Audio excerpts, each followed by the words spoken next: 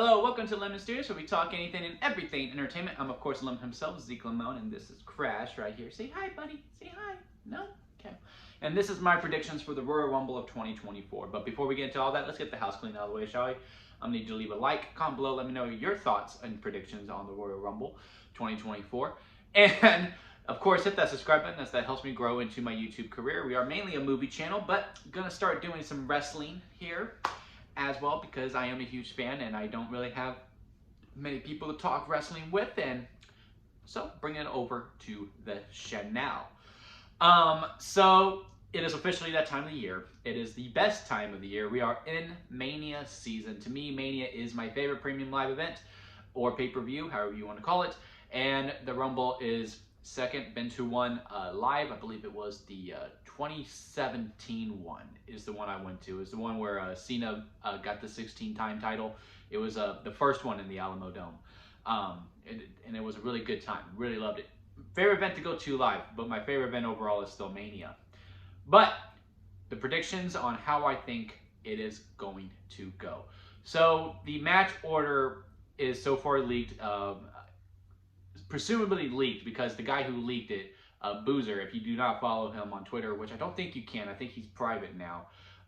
It's a Boozer66, I believe, and he's not necessarily a analysis or a writer or anything, or an insider by any means necessary, but he always gets stuff right. Like, he's the one who called CM Punk returning to Survivor Series when everyone else was like, no, he's not. And he was the only one who said, yes, he is. And sure enough, Punk did. So I take his order pretty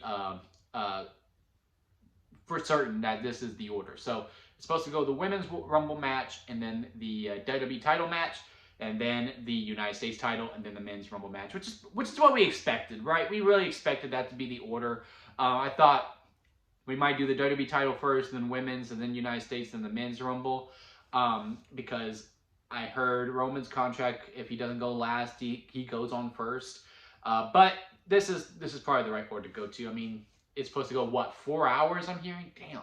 Which means each Rumble's probably an hour and a half each, with the two title matches probably going each 30. Roman's might go 45 because, you know, he takes 20 minutes to get to the ring. But, you know, hey, it is what it is.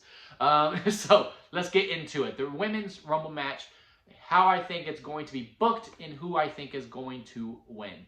How I think it's going to be booked, I think it's going to be really reminiscent of the 2020 Rumble when McIntyre won it, where, you know, they had Brock in at number 1, and he was really just taking fools out one by one until McIntyre got in, and then McIntyre eliminated him, and that's at the pop, and sure enough, he went on to win. I don't think that's going to happen. I do think number 1 is Nia Jax. And I think she is going to serve as that Brock role that, you know, is just eliminating women one by one. None of the real big ones, maybe a couple of them, but none of the real big ones. I think Bayley is coming in early due to what happened on SmackDown, but I think she'll probably make it, like, you know, it won't be just Nia and then one other person every time like it was with the Brock one, where it sometimes got to 3 people, but hardly ever.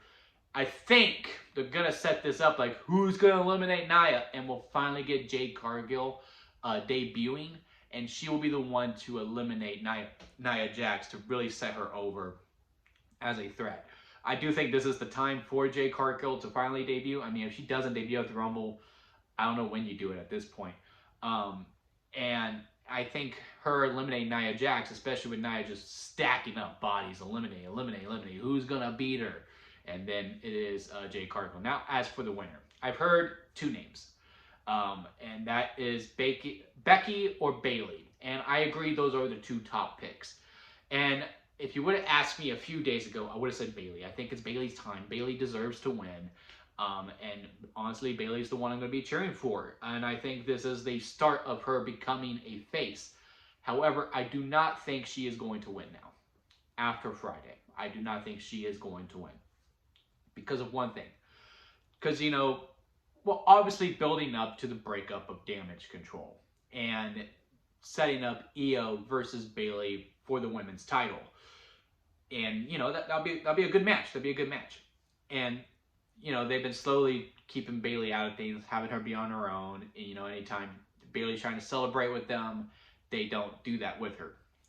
But Bayley has this plan, and it's the prophecy, right? Where everyone in Damage Control, they have all the gold, right? That is their goal. They have all the gold. And the Kabuki Warriors are now the women's tag team champions, which, you know, hopefully they make the titles mean something. But, you know, that's a video for another time. And then Bayley is supposed to win the Rumble and then challenge Ripley for the women's title, the world title. She needs to lose. Because if she loses, this is when Damage Control finally goes, you can't stick up, you can't keep your end of the bargain. Even though really Bayley's the only one who's been saving Damage Control's ass for the longest time. They could beat her up on that SmackDown, kick her out of the group, and then we have this full circle moment where Bayley is now face again. Maybe we get the hugging girl back, and she can challenge Io for it. And maybe she has a friend in Sasha Banks. I'm not, you know, getting my hopes up or anything. I'm trying to keep them level. I do think we are going to have some nice surprises. I think AJ Lee is a potential at this point. Again, I'm not going to get too excited, but, you know, it is very possible. And I am really hoping Mercedes is back. I don't know if she'll go by Sasha if she comes back. I know Trinity's basically a lock at this point that she will be returning. It's just a matter of when, and I think she'll have a good showing, but I don't think she'll win by any means, and I don't think Sasha will win by any means. The only other way that I can see if Bayley wins is if Damage Control attacks her, like Kairi and Asuka beat her up during the Rumble match. That is the only other way that I can see it. But I do not see Bayley winning. I do think the winner is Becky, because obviously it is Rhea versus Becky for the world title, and they sell me on it. I really wasn't that bought in on the Rhea versus Becky match at Mania, because I wanted Rhea versus Bianca, because I just think that's like a dream match of mine, and I'm sure I'll get it at some point. But they sell me good on it a couple weeks ago when they had their promo off, and I'm looking forward to that match. And I do think Becky does become the first two-time Rumble winner, and she deserves it. She deserves it for sure. But due to narrative purposes of what is finally going to set Damage Control to finally break Bayley out, I think Bayley needs to lose, and then we can go off and do Io versus Bayley at WrestleMania. Bayley can win the Elimination Chamber, because I'm pretty sure they're going to do two chamber matches, one for the #1 contender for the other champion that is not decided at the Rumble, and then for the women's championship. Now moving on to the Undisputed Universal Championship match. It's Roman. It's like, there is no way Roman doesn't win, and I honestly wouldn't be surprised if he racks him and stacks him again, like he did at Mania 37. However, I do think that we are going to, this is basically not really going to be a fatal four-way, because Solo and Jimmy have been so involved within the storyline that I do think in a way it is going to become a six-man tornado tag. I think Solo and Jimmy are going to come out with them from the get-go, and then basically exactly how the 37 Mania match started. Y'all attack, and then I'll get the other person, whoever it is, and then, you know, we'll trade out vibes as we go. And then the three, AJ, Orton, and LA, will team up to finally take those two out, and then move on from there. Now, I know you're like, well, Zeke, Jimmy's in the Rumble match. How can he do that? Roman doesn't care if he's in the Rumble match. He doesn't care. It's all about his belt, so he's going to bring him out. And yeah, I do think with how the storyline's been going, especially with how involved Solo has been, you do this six-man style with it, and especially with it going second. I don't see The Rock showing up afterwards anymore. He might show up in the actual men's Rumble match, which I hope he doesn't, because I'm really wanting Cody to finish the story. And if Rock comes back, then, you know, we'll just have to wait. But I do think Roman does win, but it's more of a six-man tornado tag. Pretty good showing from all of them. Maybe this is when Solo finally turns on Roman, and we just slowly build that up more, but I highly doubt it. But yeah, Roman wins because it turns into more of a six-man tornado tag, and I do think he is going to rack them and stack them, and then all three of them, and then we'll move on to the United States Championship match, Logan Paul versus Kevin Owens. It's just because these two guys could have a great match. And, you know, if they're given time, they will cook. I mean, I'm hoping they do get the 30 minutes that I'm hoping for if this show is to go on 4 hours. But with it going before the Rumble match and after the Undisputed Universal title match, and then you had a Women's Rumble match too, I feel like they're going to use this as a bathroom break. And they're probably going to get 10 to 15. And it's going to be really rushed. And I do think Logan Paul is going to win, which he probably should. I am very much sold on the fact that at Mania, it is most likely going to be Logan versus LA Knight for the U.S. title. And LA will be the one to take the belt off of Logan. I do think we'll have a strong showing. Kevin won't have the wrist on, so I do expect the wrist.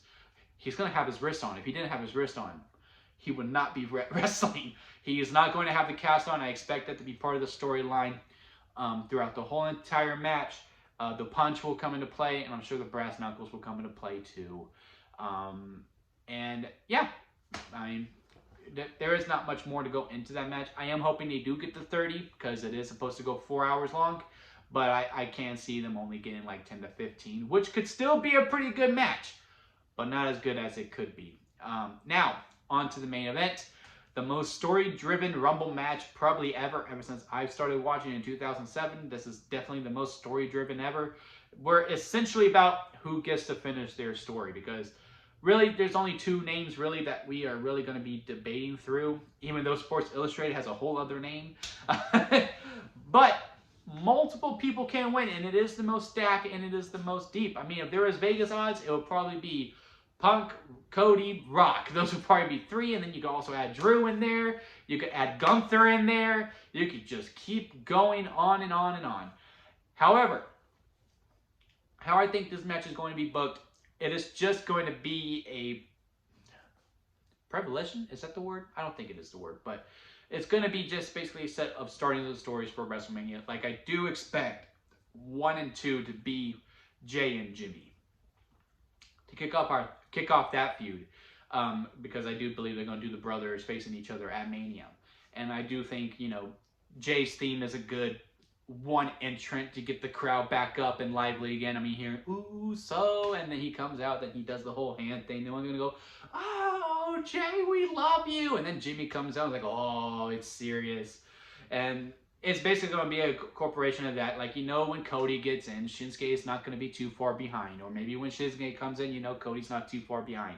I have heard the rumor that Punk is apparently number 5 because of, he apparently posted on his Instagram story. I didn't see it. I just heard, and people have posted his Instagram story, but people know how to Photoshop, so I don't fully believe it.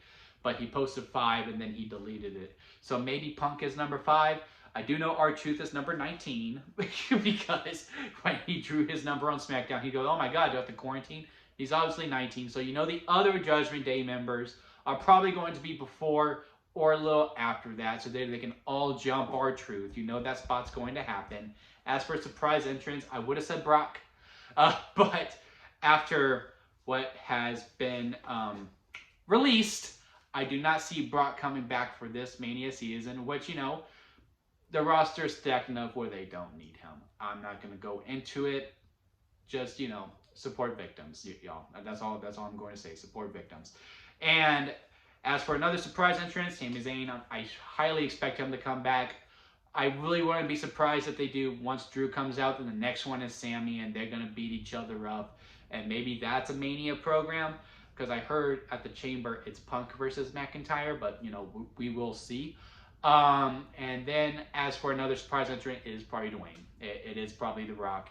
And man, if he does come out, I mean, he obviously wins, and I hope he doesn't. But the 3 picks are, if The Rock shows up, he's going to win. There's no way he doesn't. If The Rock doesn't show up, which I hope he doesn't, then it's between Punk and Rhodes. It is between Punk and Rhodes. And who wins? I know some people kind of want Rhodes to lose because they want him to go down like the Michaels storyline on WrestleMania 26 when it was streak versus career. I don't know if I can fully buy into that, because the story of Rhodes is just about winning the WWE title. If it's at Mania, cool. You know, that's just icing on the cake within his character. To me, I do believe he does need to beat Roman at Mania for the belt, one-on-one, clean, in order to really solidify himself as the next John Cena and the face of the company. But I do, and his character, it's not about where he wins the belt. It's just a matter if he wins the belt. He just wants to win the WWE title. So why would he wait a whole year, put all of his eggs in the basket at the Rumble, and then he doesn't win it, and then he goes crazy just because, oh, he has to finish it at WrestleMania? I just don't subscribe to that fully. If he really was that obsessed with finishing the story, he would have been demanding trades to SmackDown as soon as possible. Now, you can't say, well, he was already planting that because he was hoping he would be traded to SmackDown when Jey Uso came back. But I think in that case, then Rose would be like, no, I should be traded instead of Kevin Owens in that case. But I digest. I'm going to be pulling for Cody more because I do want the Cody versus Roman match at Mania. But I really wouldn't be surprised if Punk wins it. If he does win it, cool. I'm happy for him. I truly am. I am a Punk fan. I do have Punk shirts. You know, I supported his AEW run. I don't support everything he did in AEW, but I do support his AEW run. And I am happy that he is back in WWE. I do think that is where he belongs. And I do think, you know, he'll finally get his main event match. It'll be night one, but it will still be a main event match nonetheless against Seth Rollins. I mean, that's going to be a great storyline. And so far when they've interacted, there's been no producer, so they've just been letting them cook. But I am pulling for Rhodes. I'm going to say he wins because it has been long enough where we can do the back-to-back winner. As to where Rhodes comes out, I don't know. But I do have him winning. But yep, those are my predictions on the Royal Rumble. Are you looking forward to it? Comment below. Let me know your predictions on it and who do you have winning. And how do you think the storylines and the blocks are going to go? Do you see it how I do, where the Universal title match is going to be more of a 6-man than a Fatal 4-Way? Do you see the change of 2 halves with starting off with Nia Jackson #1 and Wrecking Fools until Jade eliminates her, but Jade does not win. She just gets the elimination of Nia Jackson. That sets off a program of Jade versus Nia at Mania. And then who do you have winning the Men's Rumble match? Comment below, let me know. Let's have a discussion about it. Leave a like if you did enjoy this and hit that subscribe button. And I'm going to try to do more wrestling content on the channel. But we are more of a movie base, so if you're also a fan of movies, hit that subscribe button. And that'll be it, guys, and I'll see you here next time at Lemon Studios.